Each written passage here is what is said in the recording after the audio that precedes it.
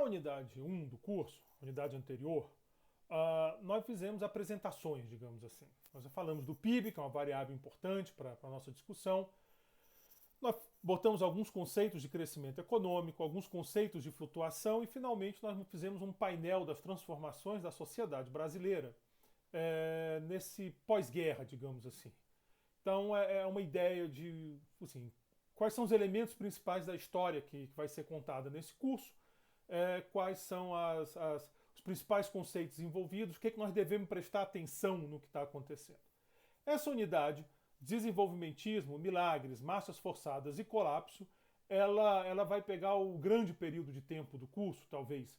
Ela vai começar nos anos 40 e vai até meado dos anos 80, pegando esse período que eu estou chamando do período do desenvolvimentismo, às vezes fala nacional desenvolvimentismo, que é o grande período de crescimento econômico do Brasil, o colapso, até o colapso, quando tudo desandou. E entre isso, o milagre, lá nos anos 70, e a marcha forçada. Então são três momentos do desenvolvimentismo, o crescimento grande, até o milagre, depois quando teve que realmente forçar e finalmente o grande colapso. Período complexo, nós já vimos, politicamente complexo, mudança na sociedade, muita coisa acontecendo, mas agora nós vamos focar mais na economia e o curso começa a pegar a cara dele de economia brasileira. Essa unidade eu começo com um debate que aconteceu nos anos 40 e eu vou trazer de volta pedaços desses debates para vocês, porque esse debate, pelo menos no campo simbólico, ele marca o começo de uma discussão que segue até hoje. Uma discussão que envolve economia do Brasil, como crescer nossa economia, o papel da indústria, como que a indústria se coloca e o papel do Estado. Qual é a função do Estado aí dentro? É possível crescer sem indústria? É possível ter indústria sem Estado? Essas discussões, elas aparecem nessa unidade. Esse debate foi protagonizado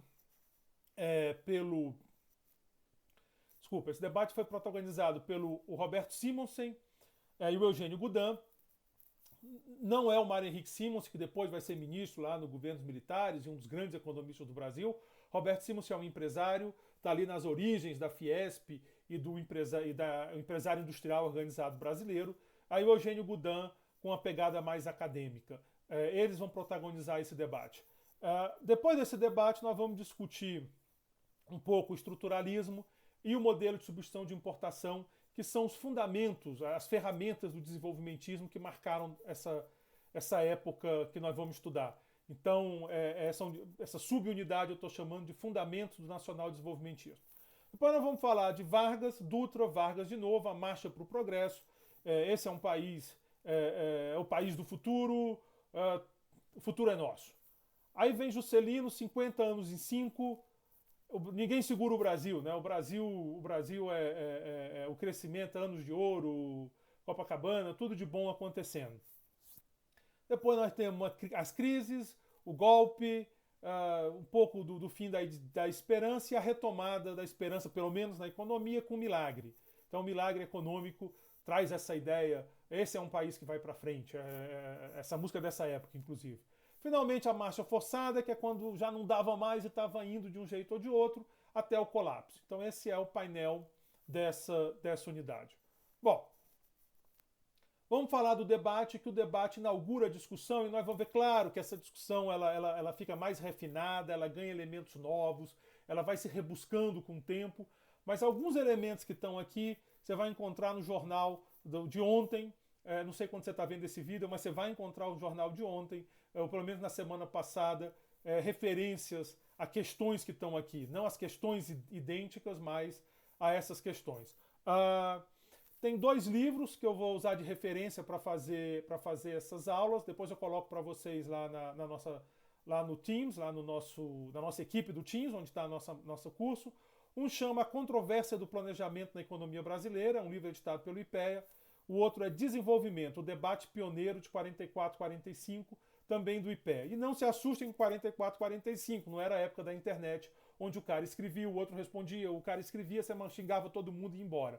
Era uma época onde você fazia um livro, ou então você fazia um discurso, o outro respondia, depois de 6 meses vinha a resposta. era assim o mundo dos anos 40, né? Não é esse nosso mundo rápido, onde você coloca uma coisa lá, no outro dia o cara já diz que você está errado, depois você está errado, e depois todo mundo fica com raiva, todo mundo começa a xingar. Não, os debates eram longos, os textos eram longos e demorados, mas vale a pena fazer esse resumo. Bom, de um lado, né, como se fosse luta de boxe, óbvio que não era, mas de um lado, Roberto Cochrane Simonsen, um grande empreendedor, um industrial brasileiro.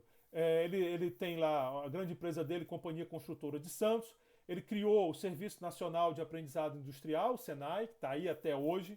Fundou e dirigiu entidades de classe como Centro de Indústrias e, posteriormente, a famosa Federação das Indústrias do Estado de São Paulo, Fiesp. Foi deputado na Assembleia Constitucional, na Assembleia Constituinte 34 e 35, deputado federal em 45, foi senador, foi membro do Conselho Federal de Comércio Exterior e titular da cadeira 3 da Academia Brasileira de Letras. Então esse é o Roberto Simonsen, o empresário. Ele tem a sua obra História Econômica do Brasil, as consequências econômicas da abolição, a evolução industrial do Brasil. Vocês estão lendo o resto também, não vou ficar lendo de um por um, mas vejam que é um empresário, mas que sempre se interessou pelo debate, o debate de ideias, as questões acadêmicas. Bom, do outro lado, Eugênio Goudin. Eugênio Goudin, vocês vão ver aqui na faixa, o Eugênio Goudin viveu 100 anos, né? Então, ele aparece em vários momentos da história, porque o cara viveu 100 anos, então várias discussões o Eugênio Goudin aparece. Ele era engenheiro formado pela Escola Politécnica do Rio, formou-se em 1903. Ele foi diretor da Great Western Brazil Railway, que é uma companhia americana na área de ferrovia. Ele foi professor de Economia Monetária na Faculdade de Ciência Econômica do Rio de Janeiro. Ele foi ministro da Fazenda em 54 e 55 e foi membro-diretor do Banco Mundial e do FMI. Na obra dele, Princípio de Economia Monetária, Notas sobre Assuntos Orçamentários e Econômicos, etc. Roberto Simonsen, um empresário, um cara de empresa, um industrial. Roberto Simonsen defende a tese de que, o Brasil precisa da indústria para crescer. Sem indústria, a gente nunca ia se desenvolver. 2, sem um empurrãozinho do Estado, sem uma ação deliberada do Estado, porque o Estado age sempre, né? Essa discussão, com o Estado, isso é uma discussão fora da realidade. Existe Estado, o Estado interfere, ponto. Nós não estamos falando de interferência do Estado aqui, nós estamos falando de uma interferência específica, que é uma ação deliberada para gerar o desenvolvimento e o crescimento da indústria. Então essa é esse tipo de ação que nós estamos falando. Eu não estou falando, por exemplo, de um programa de transferência para pobres, que tem outra natureza, ou de uma política anticíclica, que tem outra natureza. Eu estou falando de uma ação deliberada, planejada pelo Estado para desenvolver a indústria do país. Então essa era a tese que o Roberto Simonsen ia defender. Eugênio Goudin, mais um acadêmico, com experiência fora da academia, mas com uma pegada mais acadêmica, defendia que não. Eugênio Goudin era o liberal, digamos assim. Roberto Simonsen, o desenvolvimentista. Segundo Eugênio Goudin, não era necessário a indústria. Se ela tivesse que aparecer, apareceria. Bem-vinda a indústria. Mas não era preciso o Estado fazer um planejamento para desenvolver a indústria. Então esse é o debate que vai marcar o começo aqui dessa unidade e que acontece lá nos anos 40, meado dos anos 40, e que de alguma maneira antecipa muito da discussão que vem acontecendo entre desenvolvimentistas liberais, digamos assim. Rótulo é ruim, mas nós vamos ter que usar de vez em quando, senão vai ficar muito solto. Então esse debate ele tem suas origens aqui nessa discussão. Insisto sempre, é claro, que os conceitos mudaram, as coisas ficaram mais refinadas, a economia evoluiu muito nesse período. Então não é pegar esse debate e trazer para o século XXI. É só para encontrar as origens de uma discussão que vai marcar um período que nós vamos estudar daqui a pouco. Bom, o primeiro documento dessa controvérsia do planejamento, digamos assim, seguindo lá o livro do Ipé, é um artigo do Roberto Simonsen. Ele foi apresentado ao Conselho Nacional de Política Industrial e Comercial em 16 de agosto. Então, ele como eu disse, não é ritmo de rede social, né? Então, ele fez o documento, ele apresentou a planificação da economia brasileira, o nome do estudo, e ele buscava justificar, como eu disse, a necessidade de intervenção estatal para o desenvolvimento da economia brasileira, local. Bom, vamos lá, as palavras do Roberto Simonsen. É realmente ilusório o enriquecimento de muitas repúblicas latino-americanas no período da guerra. Por um recente estudo do Sr. Howard, técnico da Comissão de Fomento Interamericano, verifica-se que em números globais, comparadas às cifras referentes aos anos de 38 e 42, diminuiu o volume de materiais e matérias-primas exportadas das repúblicas ibero-americanas para os Estados Unidos. O que se registrou realmente foi um aumento na exportação de alguns artigos e considerável acréscimo em muitos preços. Então, o que o Roberto Simons está dizendo é: olha, esse crescimento que nós estamos vivendo, 38, 42, ele foi ilusório, ele tinha a ver com a guerra. Os Estados Unidos precisavam de matéria-prima. Tenham em mente nessa discussão, a América Latina é um fornecedor de matéria-prima. Alguns querem mudar essa condição, outros não, essa é outra discussão, mas era e ainda é um grande fornecedor de matéria-prima. Então o Simons estava dizendo: olha, você teve um crescimento no período da guerra, mas muito associado ao esforço de guerra, inclusive por aumento de preço dessas matérias-primas. Qualquer semelhança com o crescimento do começo desse século não é mera coincidência. De novo, a gente teve essa discussão do aumento de preços puxando esse crescimento. Então, ele começa aí. Eu gosto desse trecho porque ele já bota como a ponte, né, da discussão aparece. Bom, segue ainda Roberto Simonsen. A missão técnica norte-americana, chefiada pelo Sr. Morris L. Cook, visitou o Brasil no segundo semestre de 42 e fez várias apreciações sobre nossa situação econômica e social. Observou que o Brasil, como nação industrial, está indo na adolescência. E é verdade, ali mal se falava indústria no Brasil. Se bem que se lhe possa vaticinar um grande futuro, possuidor que é de tão vultuosa extensão territorial, com valiosas e variadas riquezas naturais, e com uma população rica de aptidões para trabalhos materiais e intelectuais. Então, a indústria que está começando a aparecer, ali nos anos 40, o grande símbolo da indústria brasileira no tempo da guerra é a Companhia Siderúrgica Nacional, mas o Brasil estava longe de se pensar uma economia industrial ou coisa do tipo. A missão assinala os pontos de maior fraqueza do Brasil industrial. Dependência de importação de petróleo. Essa é uma discussão que vai marcar toda uma geração de economistas brasileiros rodando em torno da Petrobras, lá nos anos 50, que tem exatamente a ideia de dar autossuficiência de petróleo no Brasil, que só veio acontecer muitos anos depois. Mas a ideia da não depender de importação de petróleo é forte. O choque do petróleo, essa discussão aparece, e etc. Então, dependência de petróleo, que utilizamos em larga escala em motores industriais, automóveis e até iluminação, né? A importação de carvão mineral para transportes e motores industriais era o outro problema, que, de novo, também vai justificar muito investimento na área de mineração, não é à toa que as nossas grandes empresas, Petrobras, Vale. A carência de metais especiais e equipamento para novos empreendimentos e conservação dos existentes. Então vocês estão percebendo essa necessidade dessa indústria extrativa ou uma indústria mais básica e que realmente vai tomando forma nos anos seguintes. Todas essas insuficiências foram motivos de agudas crises registradas na presente guerra. Propõe ainda a missão a necessidade da criação de bancos industriais. Opa, de novo, a ponte com o que vai acontecer na sequência, né? Petrobras, Vale, no parágrafo anterior, bancos industriais. Alguém falou BNDES, ele vai aparecer lá na frente, mas a ideia já aparece. Bancos industriais destinados ao financiamento de novos empreendimentos e ao propiciamento de uma assistência técnica mais intensa. Finaliza, observando que, na idade do aço e do vapor, a liderança industrial pertenceu às regiões mundiais e que se encontravam depósitos de carvão e minério de ferro, próximos uns dos outros e dos centros populosos.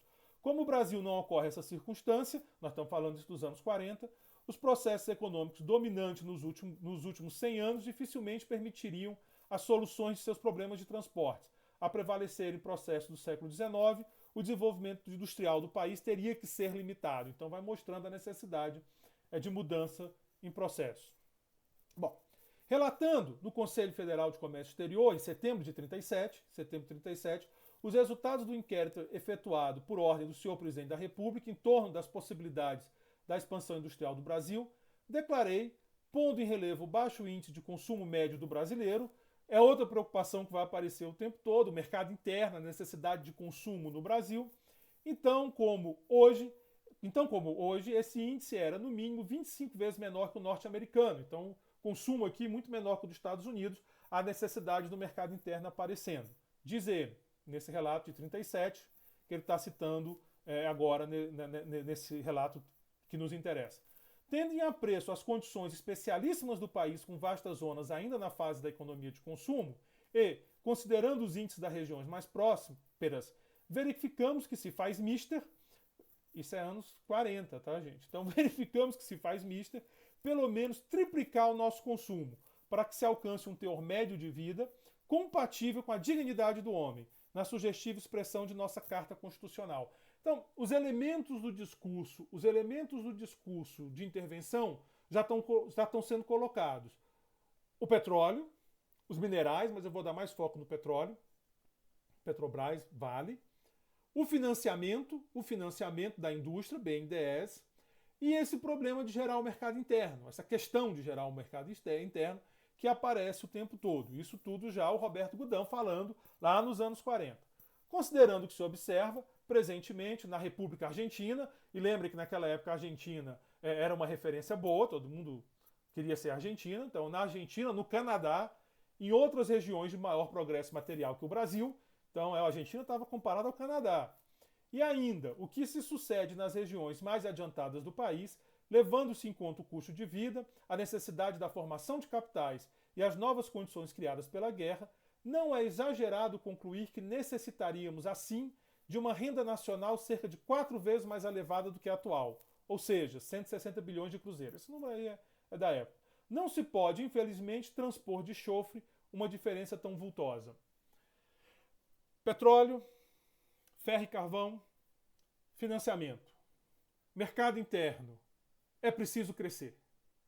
Realmente, para petróleo, ferro e carvão, essa discussão meio que o próprio desenvolvimento da Petrobras, da Vale e tal, mas essa outra de é preciso crescer para resolver nossos problemas, vocês vão encontrar o tempo todo. A questão é como crescer, mas está se formando o discurso desenvolvimentista. Vamos lá. E são trechos selecionados, né? É enorme. Eu sei que fica um pouco cansativo esse modelo, mas é porque eu realmente acho muito importante esse debate. Ele ajuda muito a entender o que está acontecendo. E nesse modelo remoto talvez fique um pouco mais cansativo. Se for o caso, para um pouco, volta. Quando eu mudar de autor, você dá uma paradinha. Mas faça um esforço de acompanhar essa discussão, por favor. Vai ajudar muito a gente no curso. Então vamos lá. Impõe-se assim a planificação da economia brasileira em moldes capazes de proporcionar os meios adequados para satisfazer as necessidades essenciais de nossas populações e prover o país de uma estruturação econômica e social forte e estável, fornecendo à nação os recursos indispensáveis à sua segurança e à sua colocação em lugar digno na esfera internacional. Planificação da economia brasileira. Olha o termo aí aparecendo. A gente não está falando aqui de comunismo nem nada do tipo. A gente está falando dessa intervenção que eu falei, planificada para gerar uma indústria que tornasse possível crescer o Brasil. O Brasil precisava crescer para ter um consumo compatível com a indústria, a coisa se autoalimenta. Não deixem de notar que é o industrial falando isso. Então, muitas vezes você vai ver o industrial defendendo a indústria como motor. Isso não quer dizer que não é verdade, mas tem que levar em conta também os interesses aí que estão em jogo. A ciência e a técnica modernas fornecem seguros elementos para o delineamento de nossa planificação. Haja visto o que se fez na Rússia e na Turquia quanto ao seu desenvolvimento material. Insisto, não é uma proposta comunista, mas na época a Rússia era vista como um exemplo de como a planificação pode dar certo. Muita gente olhava a Rússia hoje em relação aos Estados Unidos como se olha a China em relação aos Estados Unidos em nosso tempo. Muita gente acreditava que o futuro era da Rússia. A Rússia ia ultrapassar os Estados Unidos e virar o grande motor do planeta. Não aconteceu. Isso vai acontecer com a China, é outra história. É claro que a China é diferente da Rússia, é outro experimento. Esse curso é economia brasileira, não é economia chinesa, mas vale a pena ressaltar isso. O planificamento tem seus momentos de glória, teve lá no pós-guerra, tem agora com a China, é uma natureza diferente de planejamento, mas essa ideia do Estado ser realmente o melhor indutor do crescimento, agindo explicitamente nessa direção, o Estado sempre age, insisto, ela não é nada nova. Então, considere-se as planificações levadas a sério, de efeito, tanto ele vai citar Estados Unidos, Inglaterra, guerra trouxe a planificação, mas a referência de planificação, é claro, é a Rússia, né? Então, Estados Unidos e Inglaterra era num cenário de guerra, onde realmente tem que ter planificação e coisa do tipo, tem que ter no sentido de inevitável.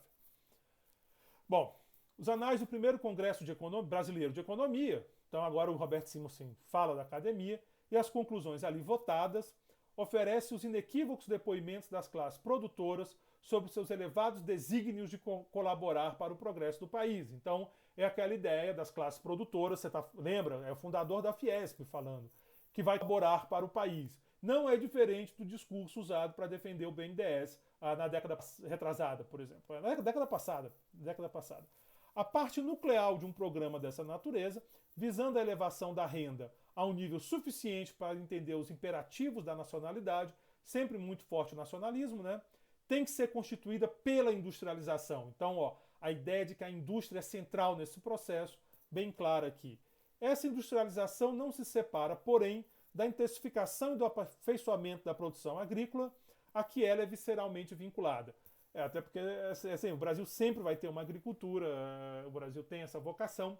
A ideia é desenvolver a indústria sem matar a agricultura, claro que é mais fácil falar do que fazer. Mas o fato é que, de fato, a indústria subiu e a agricultura, ela não foi... Hoje a agricultura talvez seja muito forte, né? Em termos de PIB não é, mas em termos de produtividade, de impacto em outras áreas, ela é. A planificação do fortalecimento econômico nacional deve, assim, abranger por igual os tratos dos problemas industriais, agrícolas e comerciais, como dos sociais e econômicos de ordem geral. Então, você vai ver durante boa parte da história econômica brasileira o Banco do Brasil fazendo papel de banco de financiamento agrícola para resolver os problemas agrícolas e o BNDES, que surge nos anos 50, vai se especializando nos problemas industriais. O grau de intervencionismo do Estado deveria ser estudado com as várias entidades de classe para que, dentro do preceito constitucional, fosse utilizada ao máximo a iniciativa privada e não se prejudicasse as atividades já em funcionamento do país com instalação de novas iniciativas concorrentes. Não é a primeira vez que o empresário quer evitar a concorrência. Mas isso é outra história. Proporcionar-se-iam, ao mesmo tempo, os meios indispensáveis à renovação do aparelhamento já existente. Caso adotada a planificação intensiva de nossa economia, não será possível a permanência, por um certo prazo, das atuais normas de política comercial. Não seria concebível que, enquanto o país desenvolvesse um formidável esforço no sentido de montar o seu equipamento econômico, fosse ele, em pleno período construtivo, perturbado pela concorrência de produção em massa de origem alienígena. Isso é uma forma muito rebuscada de dizer eu quero proteção. Então aqui a indústria está dizendo, eu sou importante, vocês precisam de mim para crescer, e eu preciso que vocês cresçam para eu crescer, mas eu quero um banco para financiar, eu quero que um esforço do Estado, direto ou indiretamente, para providenciar insumos, e eu quero a garantia de mercado via uma política protecionista. É fácil ver como isso marcou o Brasil nos anos seguintes. O Brasil, por vários critérios, ainda hoje é um país extremamente fechado, por alguns o mais fechado do mundo. Então, o Roberto Simonsen continua, a gente está na primeira fase do debate, que é o Roberto Simonsen falando. O Conselho Nacional de Política Industrial e Comercial reconhece que a evolução econômica do Brasil vem se processando em ritmo absolutamente insuficiente para as necessidades de sua população, primeira proposta. A renda nacional, atualmente de cerca de 40 bilhões de cruzeiros, deverá ser quadruplicada no menor prazo possível, a fim de que se possa ser proporcionada à população um razoável padrão de vida mínimo, ou seja, é preciso crescer, crescer, crescer. Devido à nossa falta de aparelhamento econômico e às condições em que apresentam nossos recursos naturais, a renda nacional está praticamente estacionária, não existindo possibilidade de, com a simples iniciativa privada, fazê-la crescer com rapidez ao nível indispensável para assegurar um justo equilíbrio econômico-social. Ou seja, Roberto Simonsen dizia que sem uma intervenção do Estado, o setor privado sozinho não conseguiria gerar crescimento. Hoje, 2020, tem vários economistas dizendo uma coisa parecida, que a economia, boa parte das críticas ao Paulo Guedes são nessa direção. Paulo Guedes acreditar que o setor privado vai conseguir trazer crescimento. Então, como eu disse, temas que se repetem no tempo. Essa insuficiência em vários setores da iniciativa privada tem sido reconhecida pelo governo federal que, direto ou indiretamente, como nos casos do aço, na CNN, dos álcools, do alcanido e do petróleo e celulose, do alumínio e da produção de material bélico, tem promovido a fixação de importantes atividades no país. Continua, né, os pontos do Roberto Simonsen, agora que eu estou listando. 5. Dadas todas as circunstâncias, é aconselhável a planificação de uma nova estruturação econômica de forma a serem criadas, dentro de determinado período, a produtividade e as riquezas necessárias para alcançarmos a renda nacional suficiente. Essa planificação, organizada com a cooperação das classes produtoras, aquela ideia de pacto entre governo e empresário, muito forte no desenvolvimentismo. O desenvolvimentismo sempre trabalha muito com essa ideia de uma parceria, de uma colaboração de governos e empresários para trazer o crescimento do país. Outras correntes são muito críticas, acreditam que isso, quando governantes e empresários se juntam, é para tramar contra o país, mas aí é outra leitura. Nessa leitura desenvolvimentista tem muito forte essa ideia desse trabalho conjunto do governo com empresários, inclusive com trabalhadores. Isso fica muito claro em Vargas, que sempre tentou articular o sindicato, as empresas, o governo. A China faz isso com muita intensidade hoje em dia. Tem um documentário aí da empresa americana que mostra a China e os Estados Unidos, American Factory, né, alguma coisa aí do Oscar, e que você vê na China como é integrado. O governo, a empresa, os sindicatos, está todo mundo junto buscando essa planificação para enriquecer o país com essa cooperação. Bom, deverá prever a tonificação necessária a ser dispensada a todo o nosso aparelhamento de ensino. Então, a educação, ela nunca, nessa época, ela nunca saiu de discurso. A gente só vai levar a educação a sério, principalmente a educação fundamental, em tempos bem mais recentes. Ao sistema de pesquisa tecnológica e formação profissional, a imigração selecionada. Isso hoje em dia ia ser uma confusão do tamanho do mundo, né? Quando eu falo selecionado, a gente sabe o que ele está falando. Mas foi uma discussão da época. A vulgarização do uso da energia motora e o grande incremento de atividades agrícolas, industriais e comerciais. O seu financiamento será negociado dentro de novos moldes de cooperação econômica, de forma que, inicialmente, não se supercapitalize os investimentos por despesas meramente financeiras, devendo amortizações ser condicionadas ao aumento da produtividade resultante da organização econômica do país. Então, de novo, essa preocupação com as despesas financeiras é outra constante, né? Como é que fala hoje? Os rentistas, que o pessoal fala hoje em dia, são as despesas financeiras do Roberto Simonsen. Durante o período que foi executada a planificação econômica, deverão ser adotadas normas de política comercial que assegurem o êxito dos cometimentos previstos. Então, basicamente isso aqui é proteção. Política comercial, ele está falando, ele está pedindo proteção da indústria. Bom, 6 meses depois, então Roberto Simonsen escreveu os textos, apresentou, saiu no jornal, as pessoas discutiram, provavelmente, volto a dizer, sem rede social, sem televisão, mas a discussão existia, só que de outra forma. O Eugênio Goudin, então, 6 meses depois, ele leu, certamente, e se não gostou, ele remeteu à Comissão de Planejamento Econômico um longo documento respondendo às teses do Roberto Simonsen, basicamente aquelas que nós acabamos de ver. O arrazoado do Eugênio Goudin, o texto dele, intitulava-se Rumos da Política Econômica. Vamos lá agora para o Eugênio Goudin. Então, primeiro o Roberto Simonsen, agora o Eugênio Goudin, agora o liberal. Nós vimos bem a ideia de planejamento, nós vimos a ideia de política industrial, foco na indústria, política comercial, proteção à indústria, financiamento da indústria, tá tudo lá, tá tudo lá. Agora vamos para o Eugênio Goudin. Uma vez relacionados os nossos índices de pobreza, a conclusão a que chega o relator é a necessidade de um plano. O relator é o Roberto Simonsen, né? O documento original. O conselheiro Roberto Simonsen filia-se, como se vê de muitos de seus conceitos, a corrente dos que veem no plano a solução de todos os problemas econômicos, espécie de palavra mágica que tudo resolve, mística de planificação que nos legara o fracassado New Deal americano. É uma polêmica que está até hoje. Alguns dizem que os Estados Unidos saiu da Grande Depressão por causa do New Deal, outros que saiu da depressão apesar do New Deal. A discussão está em aberto.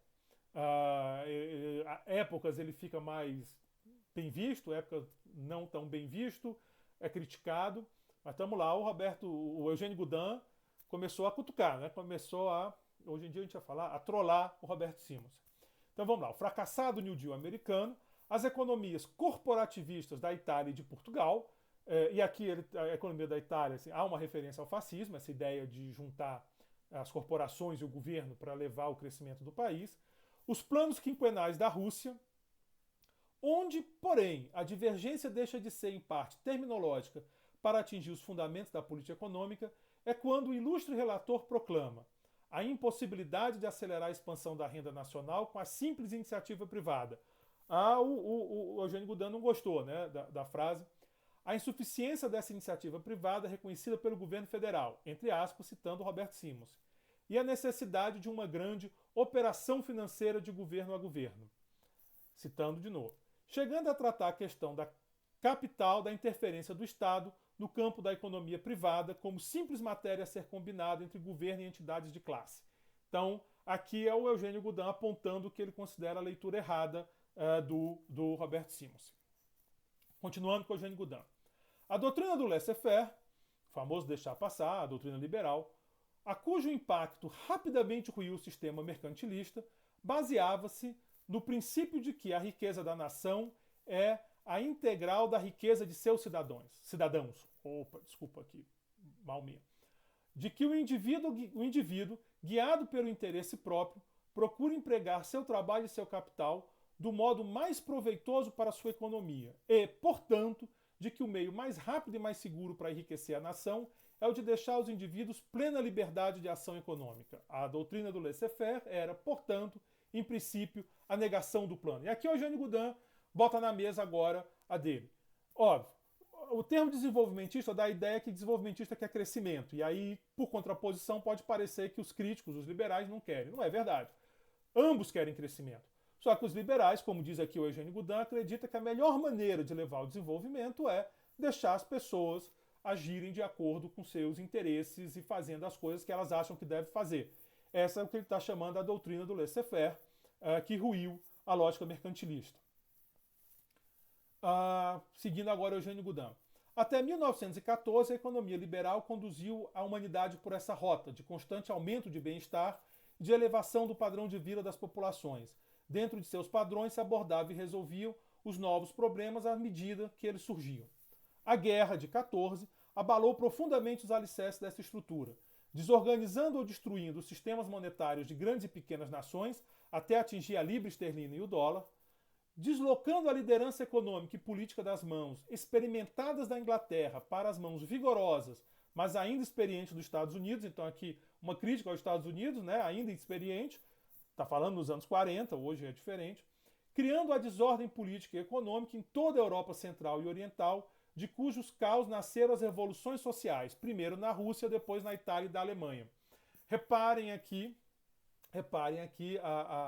ele olha a guerra como o problema, né, tá bem claro isso, e como ele coloca a experiência da Rússia com o comunismo e da Itália e Alemanha com o fascismo e o nazismo na mesma bandeja.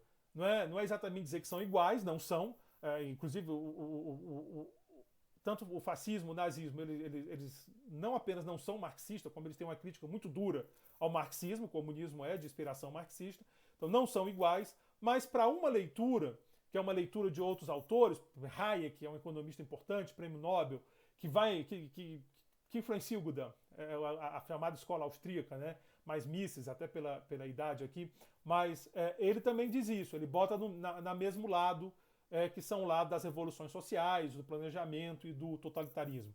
Então o Goudin está levando essa questão. Não cabe assim à economia liberal a responsabilidade desses desastres. Alguém pode argumentar que a economia liberal tem responsabilidade na guerra, mas essa é outra discussão. A gente está vendo aqui uma leitura do Goudin. Originariamente, a Grande Depressão foi resultado de um fenômeno político, a Guerra Mundial de 1914, que abalou profundamente o sistema da economia liberal havia construído em um século. Subsidiariamente, incube a responsabilidade aos desacertos praticados pelo grande, mas ainda inexperiente país que passara repentinamente de país devedor à posição de maior país credor do mundo e líder da economia mundial. É os Estados Unidos. Bom, essa questão da Grande Depressão tem muita literatura. A Grande Depressão, de fato, é um marco. Na época, pôs em xeque a economia liberal, todos os conceitos. Keynes surge inicialmente como grande teórico da Grande Depressão, e Keynes diz isso mesmo, o livre mercado leva a depressões, os empresários acabam investindo demais, isso gera superprodução, falta demanda, colapso. Keynes sugeriu uma intervenção do Estado no sentido de garantir essa demanda para evitar essas crises de superprodução. A leitura de Keynes não é única, você tem uma leitura do Friedman, que depois, muito parecida com a que Lucas vai fazer. Friedman e Lucas, dois economistas importantes de Chicago, todos dois receberam o prêmio Nobel em algum momento, e eles vão olhar que a Grande Depressão era uma crise que ficou muito mais profunda pela condução errada da política monetária, em particular pelo aperto monetário. Lembra lá da nossa flutuação? O Fed diminuiu moeda, né? Deixou o juro subir no momento de crise, então ele apertou e gerou a crise. O Ohanian, que é um professor da Universidade de Califórnia, e o Cowley, eu não sei exatamente onde ele está agora, vocês me perdoem, eles têm um artigo num jornal muito importante, é o Journal of Political Economy, um dos 5 mais importantes de economia, eu acho que é de 2000, onde eles vão dizer que não, foi um choque de produtividade que se prolongou por políticas ruins do New Deal. Então o New Deal botou políticas ruins, como por exemplo a questão de greve que facilitou, deu mais poder a sindicatos, gerou cartéis, e isso que aprofundou a depressão. Então, como vocês podem ver, são ideias diferentes de economistas importantes, economistas de brilho, em jornais importantes. Nós não vamos discutir aqui a origem da Grande Depressão, é só para passar a leitura de como o Goudin estava lendo a Grande Depressão. É impossível falar, ainda mais naquela época, de economia liberal sem falar da Grande Depressão. Continuamos com Eugênio Goudin. Para a filosofia liberal, o ideal é o mercado em livre concorrência e a mobilidade dos fatores de produção. Então, os fatores vão livremente. É a produção regulada pelo sufrágio ininterrupto dos preços. Então, o preço organiza a produção, traduzindo a demanda efetiva de mercadorias e serviços. Ou seja, quem vai dizer o que vai ser produzido são os preços. O padeiro, ele pode produzir bem bolo de laranja ou bolo de chocolate. Não importa o que ele gosta, importa o que ele vende melhor, o que ele ganha mais dinheiro. Se for laranja, ele faz laranja. Se for chocolate, ele faz chocolate. Então, o preço é quem guia a produção e o preço vem do gosto dos consumidores. Se muita gente gosta de chocolate, o preço vai sinalizar isso. Então, é esse papel fundamental do preço, que é muito típico de Hayek, como eu já falei para vocês, está lá no Eugênio Goudin. Para a filosofia coletivista, contrapondo a liberal, o ideal é um plano perfeito, imposto por uma autoridade onipotente. Para a filosofia liberal, o sistema econômico é o caminho da democracia. Para a filosofia coletivista, é o Estado totalitário. A diferença entre as duas filosofias é radical e irreconciliável. O coletivismo serve-se do poder do Estado para administrar a produção e o consumo. O liberalismo utiliza esse poder para preservar e favorecer a liberdade das trocas. Então, no liberalismo, o Estado garante o mercado, digamos assim, que o princípio essencial do seu modo de produção. Aqui faltou um provavelmente. Ficou, porém, o ranço do New Deal, isto é, o exemplo dado por uma das maiores nações do mundo, pelo país líder da economia mundial, de uma vasta e desabusada intervenção do Estado planificando as atividades econômicas no domínio da ação da iniciativa privada. É o exemplo do New Deal que passou a constituir um dos argumentos mestres dos forjadores de plano. Até hoje a gente ouve essa discussão. Mas não foi o New Deal, mas há pouco tempo era o Plano Marshall, que é outro exemplo, mas de natureza diferente. Não foi o New Deal americano o único exemplo de planificação econômica pelo Estado. Na Itália e em Portugal, o caos econômico e político abriu as portas de Roma e de Lisboa a Mussolini e Salazar, decano das ditaduras europeias. Rumo da política econômica, continua Eugênio Goudin. Mesmo no caso da Alemanha hitlerista, não faltava quem admirasse o milagre da supressão do desemprego, em contraste com os países vizinhos, sem perceber que essa supressão só se devia à atividade febril no preparo da guerra e na fabricação de armas e munições. Isso é um momento delicado, mas de fato, muita gente simpática à intervenção do Estado via em Hitler um modelo de economia. De economia, obviamente, não estou falando do resto, um ditador, uma ditadura terrível, uma coisa para nunca ser esquecida e sempre ser denunciada. Mas havia na época quem tinha essa leitura e que liberais criticavam. Mais do que os exemplos da Itália, de Portugal e da Alemanha, e mais talvez mesmo que o ranço do New Deal, vejam que o Goudin tem o New Deal encravado na garganta, os entusiastas da planificação econômica, entre nós e alhures, invocam o exemplo da Rússia, que, como eu disse, ali aparecia como um exemplo de planejamento interessante. Sem a carga pesada do nazismo, que depois ia ter, mas nessa época ninguém sabia, ou pelo menos no mundo não sabia dos crimes de Stalin. Nada disso se aplica ao Brasil. Não podemos escravizar o nosso povo como foi possível ao regime soviético fazê-lo na Rússia. graças ao regime de escravidão herdado do czarismo. Não temos margem de capital humano nem de reservas nutritivas para impor a nossas populações um regime de subnutrição ainda maior do que o que ela suporta. Ele está fazendo uma relação aqui às fomes que aconteceram lá no leste da Europa. Estamos também longe de ter as riquezas naturais de carvão, petróleo e ouro das planícies fertilíssimas que tem a Rússia. Você vê que mesmo o Gudin, com toda a visão liberal dele, ele não nega que estava dando certo na Rússia. É muito curioso. Naquela época, muita gente via a Rússia como realmente um modelo interessante. Hoje, é claro que a leitura mudou e o Gudin viveu. Ele não viveu para ver o fim mesmo, né? Mas ele viveu para ver que tinha dado errado, o que tinha acontecido lá. A mística da planificação é, portanto, uma derivada genética da experiência fracassada e abandonada do New Deal americano, das ditaduras italianas e alemãs que levaram o mundo à catástrofe e dos planos quinquenais da Rússia, que nenhuma aplicação podem ter a outros países. É bem claro que ele não gostou da planificação. O projeto do conselheiro Roberto Simonsen, que nos incumbe a apreciar, pode se resumir como dissemos. Primeiro, na constatação de nosso atraso, de nosso pauperismo, de nossa minguada renda nacional. Segundo, no remédio de um plano, impõe-se assim a planificação. Terceiro, em uma operação financeira de governo a governo, para executar o plano, especialmente a industrialização. O projeto não entra na análise de vários aspectos capitais de nossa situação econômica, o monetário, o do grave desequilíbrio entre investimento e consumo, até hoje tem um problema de poupança, o dos preços de nossos produtos primários, o mau emprego dos fatores de produção disponíveis. Se vocês pegarem a leitura do Paulo Guedes, eu tenho um grande amigo lá, o Adolfo Saxida, secretário de Política Econômica, ele tem trabalhado muito disso, ele fala de má alocação de capital.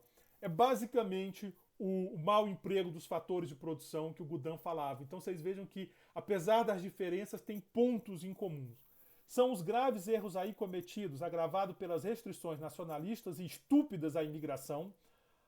O liberal, né? O liberal tende a ser simpático à imigração, às vezes parece que não, mas está claro aqui, nacionalistas e estúpidas, e a expansão das instalações hidroelétricas. Lembre que o Simonsen falava de imigração controlada, que a gente sabe o que significa.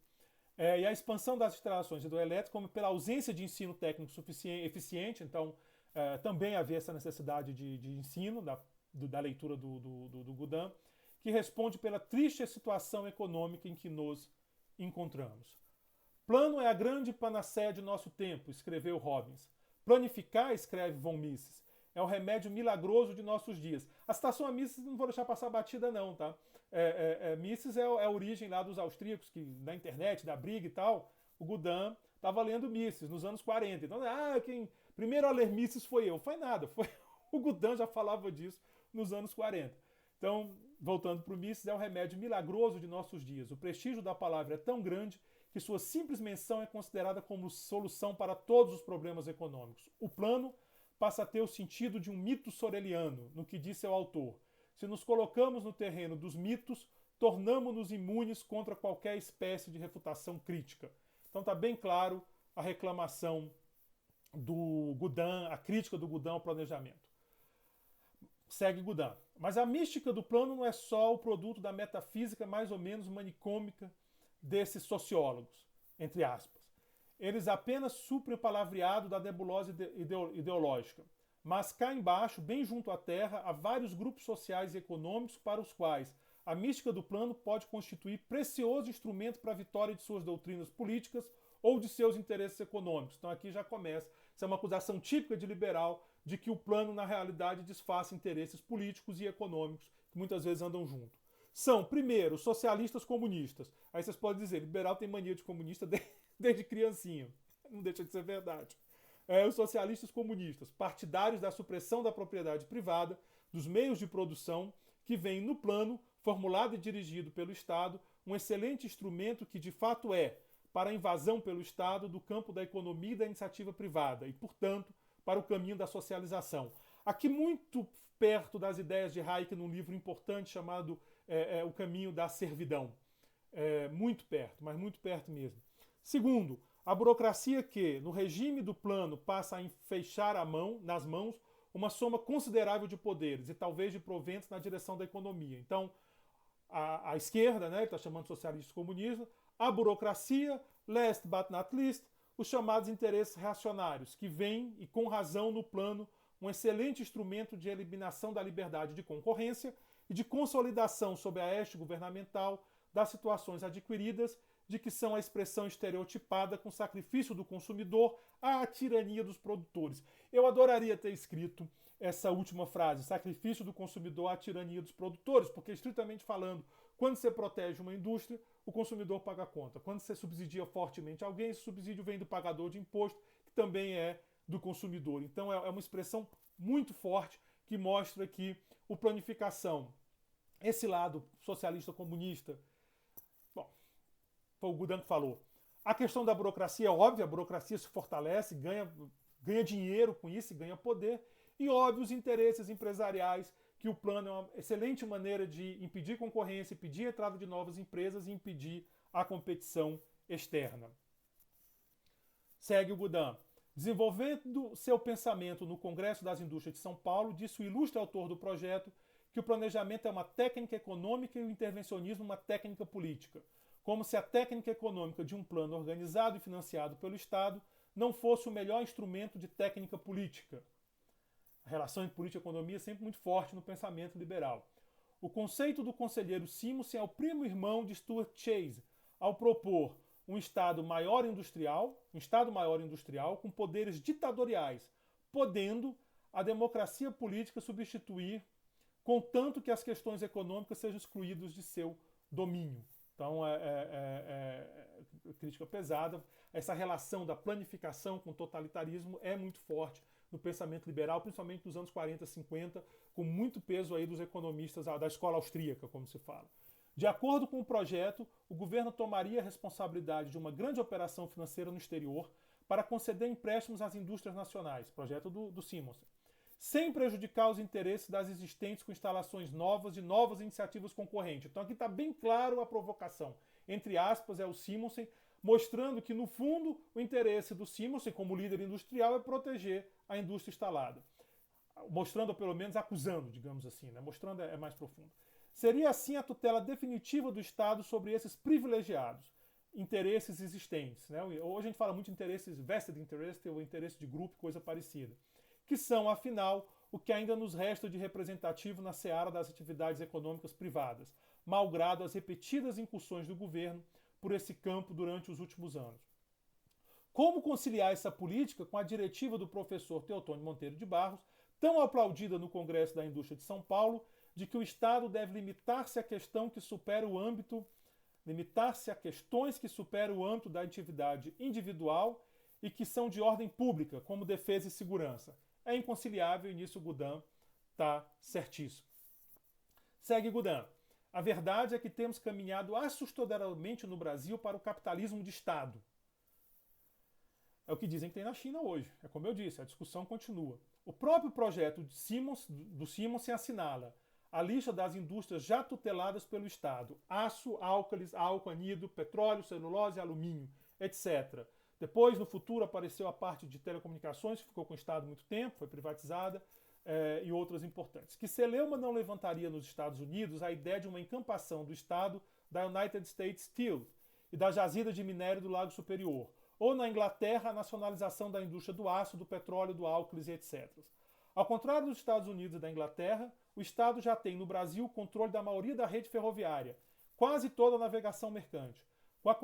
Com a encampação da Brasil Railway, ficou o Estado, além das estradas de ferros e portos dessa empresa, com indústrias de papel, de pinho, jornais, revistas, rádios, fazenda de gado, frigorífico. Com a incorporação da organização Laje, o governo chamou a si navios, postos, estaleiros e etc. Eu, às vezes, quando quero provocar nas discussões, e eu, às vezes, vou para a rede social, discutir, provocar, Facebook, Twitter, eu costumo dizer, eu não entendo como podem dizer que o Estado brasileiro é pequeno. O Estado tem a Petrobras, ou seja, domina toda a parte de petróleo. O Estado tem a maior rede de universidades do país, que é a nossa rede de universidades federais. O Estado tem o maior banco de investimento do país, que é o BNDES. Tem 2 dos maiores bancos comerciais, que é a Caixa Econômica e o Banco do Brasil. Ele está presente na parte de energia elétrica com a Eletrobras. E por aí vai. O Estado brasileiro é muito presente na economia, gostem ou não. Continua Eugênio Gudin. Não há plano possível sem ordem monetária. A preliminar de qualquer plano é o restabelecimento dessa ordem. Economistas liberais não necessariamente só austríacos, são muito ciosos da questão monetária e costumam ser muito rígidos no combate à inflação. Primeira providência, a meu ver, para a qual essa comissão deve voltar sua atenção. As medidas que se me afiguram mais adequadas e mais urgentes para estancar a inflação são redução no volume de obras e investimentos do governo federal por ele patrocinados. Redução no volume de obras e investimentos do governo federal por ele patrocinado. Discussão de hoje, né? Restrição e controle do Banco Central, cujo embrião parece ser a recente Superintendência da Moeda e do Crédito. Na época não existia Banco Central ainda, só foi existir nos anos 60. Era a SUMOC, que era o embrião e que ele já via como embrião do Banco Central. Da quantidade como destino do crédito. Obrigação para todos os bancos de manter no Banco Central reservas proporcionais a seus depósitos em percentagens variáveis com a conjuntura, também recentemente adotada no decreto que criou a SUMOC. Essa é a ideia das reservas compulsórias que ele queria manter. Ao cuidar das vantagens que podemos auferir das trocas internacionais e, portanto, da orientação de nossa política econômica internacional, precisamos, antes de mais nada, acabar com o espírito mercantilista, porque vem sendo há tanto tempo orientada a nossa política. A ideia do superávit, a ideia do... O mercantilismo é uma teoria econômica que precede Adam Smith e que tinha mais foco nas trocas, protecionismo, essas coisas. A ideia ainda dominante entre nossos homens de negócio e até homens de Estado é de que o país lucra quando o comércio com outros países apresenta saldos que lhe proporcionam disponibilidades em moeda estrangeira e perde quando, ao contrário, o balanço lhe é desfavorável. Exportar o mais possível e importar o menos possível é o lema dominante. Pensa-se em exportação como a operação que traz dinheiro para o país e importação como a que o retira. As transações do comércio internacional têm que ser encaradas em seu aspecto real de troca de mercadorias por outras mercadorias. E a maior ou menor vantagem que o país tira do comércio internacional depende da quantidade de mercadorias que ele entrega pela exportação em troca da que ele recebe por importação. Essa vantagem é expressa pela relação de trocas, termos de troca, terms of trades aqui, que é o coeficiente do índice de preços das mercadorias que se importam pelo preço das que se exportam. Essa questão vai ser central mais na frente, quando a gente avançar com o desenvolvimentismo. O único argumento em favor do protecionismo aduaneiro é o de que ele é necessário para dar à indústria nascente do país tempo indispensável para adquirirem a experiência e se familiarizarem com a técnica de uma produção nova. Foi com base nesse argumento que Friedrich List, o arauto do protecionismo, propôs a sua adesão na Alemanha na segunda metade do século XIX. É a tese da indústria nascente, muito forte na Alemanha. Aqui no Brasil a gente ironiza porque tem indústria nascente que já é 70 anos de indústria nascente, vide indústria automobilística. E de fato, 25 anos depois da Guerra de 70, a indústria alemã concorria com as indústrias inglesas e americanas em todos os mercados mundiais. List dizia que os direitos aduaneiros deveriam ser moderados e temporários, não superiores a 25%, porque, dizia ele, se a indústria doméstica parte de início com tão grande desvantagem que precisa de proteção maior, então haverá pouca probabilidade de que ela jamais se torne independente. Então, aqui a gente já chegou a muito mais que 25%. 25 e 30 anos era o prazo que List dava como suficiente para amparar a indústria nacional. Como eu disse aqui, a gente já chegou a muito mais de 25%, em algumas indústrias há mais de 70 anos. Longe, entanto, de se moderar as exigências da indústria, expressa por suas associações de classe e pelos seus próceres, só fazem crescer. Ou seja, a indústria só quer mais, quer mais, quer mais. De certa forma, verdade até hoje. Um dos argumentos mais concorrentes a favor de nossa industrialização é o de que os países industrializados são ricos e os países de economia agrícola e extrativa são pobres. Argumento que está vivo até hoje, diga-se de passagem. Esse debate parece que está no Facebook de ontem, né? Como princípio, não é verdadeiro. Onde as terras são férteis e planas, onde se praticam a irrigação e a drenagem, onde se dispõe de conhecimento técnico dos elementos necessários à adubação, onde se faz uso das máquinas agrícolas para reparar o solo, para semear, para capinar e mesmo para colher, onde se disseminam a instrução e a técnica, a economia agrícola pode formar um país muito rico e de alto padrão de vida. A referência é a Argentina. Ironia da vida, a Argentina fez um esforço de industrialização e acabou virando um país pobre. Não estou dizendo que foi por causa disso, mas é um registro. Tudo está na produtividade. Lembra que eu falei na unidade passada? Está muito presente em tese liberal. Tudo está na produtividade, e mesmo algumas desenvolvimentistas. Aqui mesmo dentro do país temos regiões que produzem 100 toneladas de boa cana por hectare, contra outras que só produzem 30. Temos zonas de 200 arrobas e de 30 arrobas por 1000 pés de café. Precisamos é de aumentar nossa produtividade agrícola, em vez de menosprezar a única atividade econômica que demonstramos capacidade para produzir vantajosamente, que é a agricultura que ele está se referindo. isto é, capacidade para exportar. E se continuarmos a expandir indústrias que só podem viver sob proteção pesada, tarifas aduaneiras e do câmbio cadente, continuaremos a ser um país de pobreza, ao lado do país rico que é a Argentina, que de novo deu uma guinada e deixou de ser referência. Bom, o texto de Gudin termina com uma longa lista de recomendações que pode ser vista como uma espécie de agenda de reformas da época. Vou dar uma parada, o vídeo está longo, mas nós vamos continuar com o debate no próximo vídeo, só para quebrar e os mais empolgados puderem respirar. Os outros devem ter ido parando como eu sugeri. Obrigado.